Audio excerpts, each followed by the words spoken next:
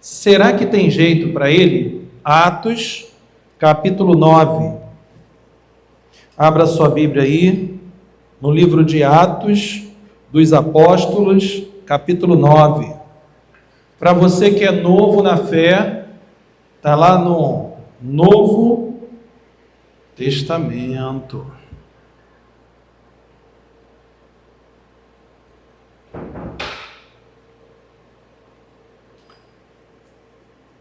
Diz assim a palavra do Senhor: Saulo, respirando ainda ameaças e morte contra os discípulos do Senhor, dirigiu-se ao sumo sacerdote e lhe pediu cartas para as sinagogas de Damasco, a fim de que, caso achasse alguns que eram do caminho, assim homens como mulheres, os levasse presos para Jerusalém.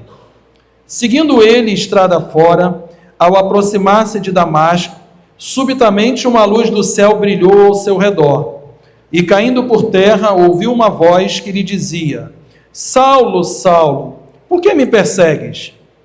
Ele respondeu: Quem és tu, Senhor? E a resposta foi: Eu sou Jesus, a quem tu persegues. Mas levanta-te e entra na cidade, onde te dirão o que te convém fazer. Os seus companheiros de viagem pararam emudecidos, ouvindo a voz, não vendo, contudo, ninguém. Então se levantou Saulo da terra, e abrindo os olhos, nada podia ver. E guiando-o pela mão, levaram-no para Damasco. Esteve 3 dias sem ver, durante os quais nada comeu nem bebeu. Ora, havia em Damasco um discípulo chamado Ananias. Disse-lhe o Senhor numa visão: Ananias, ao que lhe respondeu: Eis-me aqui, Senhor. Então o Senhor lhe ordenou: Dispõe-te e vai à rua que se chama Direita, e na casa de Judas procura por Saulo, apelidado de Tarso, pois ele está orando. E viu entrar um homem chamado Ananias e impor-lhe as mãos, para que lhe recuperasse a vista. Ananias, porém, respondeu: Senhor, de muitos tenho ouvido a respeito deste homem, quantos males tem feito aos teus santos em Jerusalém.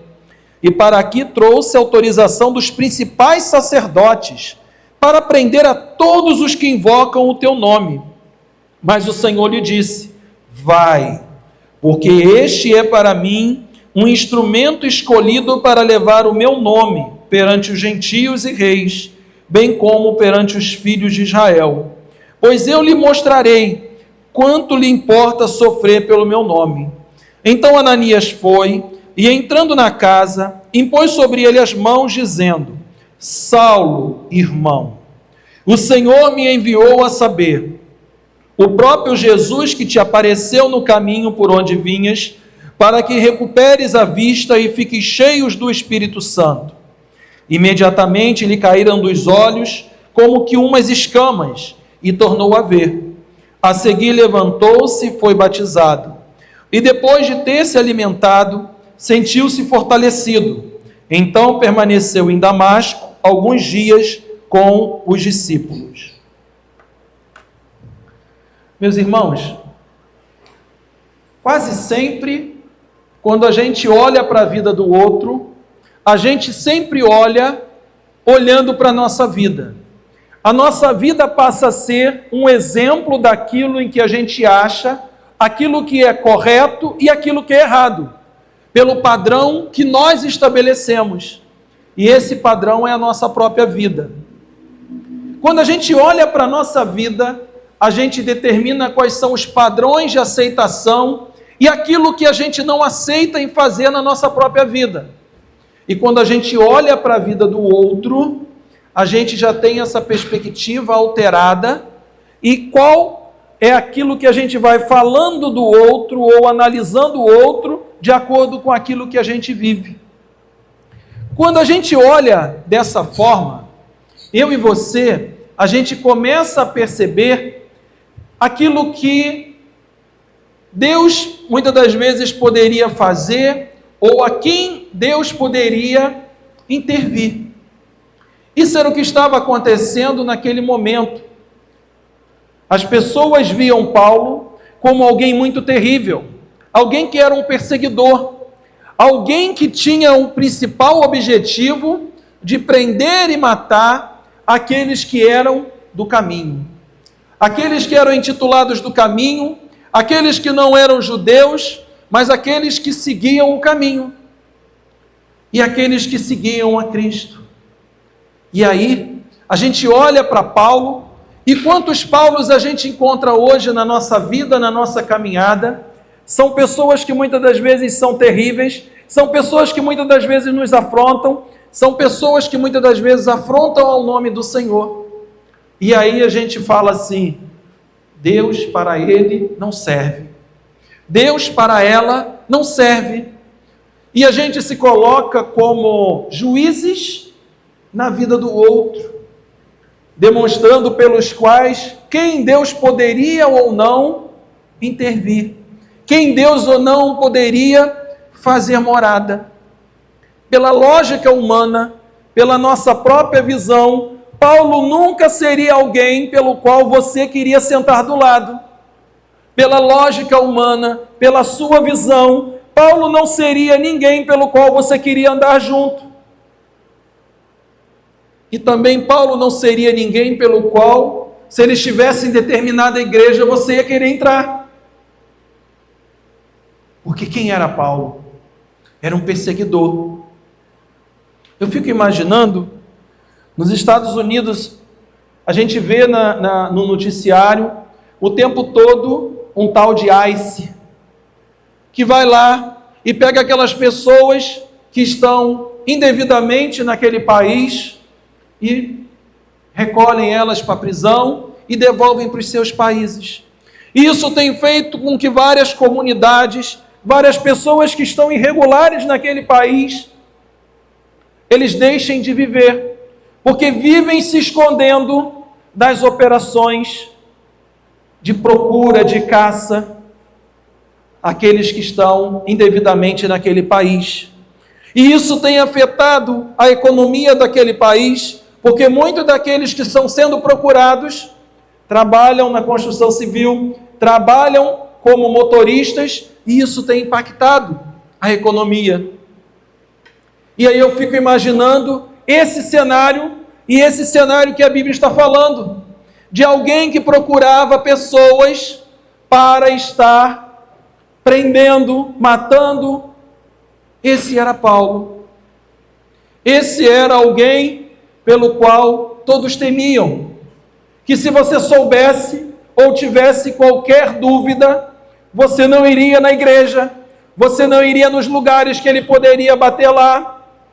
Existem países onde o evangelho não pode ser pregado, onde pessoas se reúnem escondidos, aonde a Bíblia não pode ser lida, enquanto eu e você temos a oportunidade de estarmos na igreja, de lermos a Bíblia, e assim não o fazemos. E nesses países onde existe essa perseguição, alguns determinam até a morte para aqueles que são pegos lendo a Bíblia, para aqueles que são pegos se reunindo. Esse era o cenário de Paulo. Esse era o cenário de um perseguidor que tinha autorização do rei para assim fazer. E ele, quando sai de lá, ele pede cartas que lhe autorizam a chegar, procurar, encontrar e prender aqueles que eram do caminho. E no meio do caminho, ele é preso. Ele é preso pela graça do Senhor na vida dele. Ele é aprisionado por essa graça que não olha como o meu olho e o seu olho olha para pessoas. Que pela lógica você poderia falar: não quero Paulo como meu irmão. Quantas pessoas que não gostam de você, que você fala: Deus, tudo bem comigo, mas eu não quero ser irmão de fulano. Eu não quero ser irmão de Bertrano. Por quê? Porque te fez um mal. Porque não é uma pessoa que tem uma boa conduta. E aí você quer selecionar. E aí, o que eu vejo aqui é alguém que realmente cai do cavalo. Paulo realmente caiu do cavalo. Toda a sua pompa, tudo aquilo que ele tinha de autoridade, ele agora se vê totalmente incapaz. E as pessoas que estavam com Paulo viram a incapacidade dele, ouviram o que estava falando, mas não conseguiam ver. Eu não sei esse cenário, se você correria ou se você ficaria. Você ouviu uma voz que você não sabe de onde é, e que todos percebem, mas não sabem. Mas aqueles que estavam com Paulo continuaram com ele, e mesmo cego, levaram ele para Damasco. Parece que o processo de Deus, às vezes, nos faz cair do cavalo. Parece que o processo de Deus, muitas das vezes, muda o cenário das circunstâncias e da nossa vida, de algo que a gente não está esperando. Paulo não era alguém que precisava de algo, era alguém que tinha poder, tinha pessoas, tinha dinheiro, mas ele cai do cavalo. Ele passa a ser alguém dependente, alguém que tem que levá-lo pela mão, porque ele não consegue mais enxergar nada. E é tão difícil, porque quando você está doente, muitas das vezes as pessoas têm que fazer algo por você. Quando você está numa cama, muitas das vezes alguém tem que cuidar de você. Quando você está no hospital, alguém cuida de você. E parece que você se sente incapaz. Aquilo que você fazia, você não está conseguindo fazer. Eu não sei a sensação de você ver e depois deixar de ver. Mas não deve ser boa coisa. Só que quando você deixa de ver, alguns outros sentidos eles são mais aguçados. Porque se você não tem a tua visão, o seu ouvido, o teu paladar, o teu olfato, eles se tornam mais aguçados. Você consegue perceber as pessoas pelo cheiro, pelo andar, pelo barulho, pela voz. E aí você passa a aguçar. E é nesse momento em que Paulo cai em si, que ele se torna cego por alguns dias, é que o Senhor fala com ele. E quando o Senhor fala com Paulo, Paulo ouve o Senhor falar com ele. E ele pergunta: quem é o Senhor? E o Senhor fala: eu sou aquele a quem tu persegues. Mas Paulo não perseguia Jesus, mas perseguia aos que seguiam a Jesus. E eu quero dizer uma coisa para você nessa noite: aqueles que te perseguem, não perseguem a você, mas perseguem ao Senhor. Aqueles que Paulo estava perseguindo a igreja do Senhor, e era essa igreja pela qual o Senhor foi tomar satisfação com ele, e falou: você está me perseguindo. Às vezes a gente perde tanto tempo querendo retribuir a perseguição. Não perca tempo com isso. É o Senhor que vai retribuir. Aquilo que te fazem de mal, muitas das vezes você quer fazer olho por olho, dente por dente. Muitas das vezes, se você não pensar, você erra, você cai. Mas isso aqui me ensina é que na realidade, quem cuida de nós é o Senhor. Quem vai guerrear por nós é o Senhor. É o Senhor que vai adiante de nós. E Ele vai. E o que Ele me demonstra, mais uma coisa aqui nesse texto, é que Ele tinha um servo. Um servo naquela cidade chamado Ananias. Ananias é alguém pelo qual o Senhor também fala com ele, agora em uma visão. O texto fala que o Senhor falou com ele em uma visão. Enquanto Paulo perdia a visão, Deus usava alguém com a visão. Enquanto Paulo estava cego, o Senhor fala com Ananias através de uma visão e dá para ele uma incumbência que muitas das vezes ele não queria fazer. Ele questiona o Senhor, ele fala com o Senhor: é isso mesmo, Senhor, que o Senhor quer? É isso mesmo que o Senhor está me pedindo? Para ir até alguém que há pouco tempo queria matar a cada um de nós? Mas o Senhor me manda ir até lá. Existem situações que o Senhor manda a gente fazer muitas das vezes que é difícil, que a gente pensa duas vezes, a gente questiona o Senhor: é isso mesmo, Senhor, que o Senhor está me pedindo? É isso mesmo que o Senhor quer? E Ananias, o Senhor fala com ele: sim, é isso que eu quero. E tem um propósito, e esse propósito vai ser dessa forma, porque eu quero usar ele, e que ele vai ver o que é o padecer por mim. Ora, Paulo, com toda a autoridade, agora dependente, Deus vai e parece que humilha ele, transforma, pega ele como se fosse uma cana e amassa ele e fala: olha, aqueles pelos quais você perseguia, vai ser aquele que vai restabelecer a tua visão. E às vezes o Senhor vai te usar para restabelecer visões de pessoas que já perderam no meio do caminho, pessoas que caminhavam e hoje perderam a visão, pessoas que sequer sabem do Senhor, e você vai restabelecer visão. Paulo achava que andava com Deus, ele estava dentro do rito, ele fazia tudo aquilo pelos quais os judeus faziam, entendia a lei. Quanta gente que acredita que está com o Senhor, que faz o que deve fazer, que lê a Bíblia, que vai à igreja, mas perdeu a visão. E o Senhor vai te usar para restabelecer a visão daqueles pelos quais perderam.